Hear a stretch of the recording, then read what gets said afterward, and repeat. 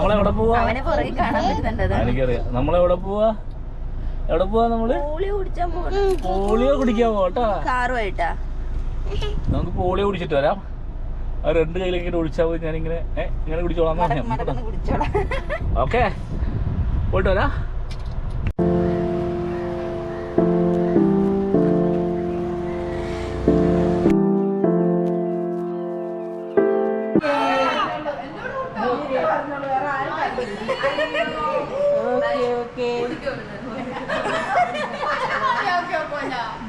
രാവിലെ ഒരു മരുന്നിന്റെ കുപ്പി എടുത്തിട്ട് എനിക്ക് മരുന്ന് തരുമായിരുന്നു.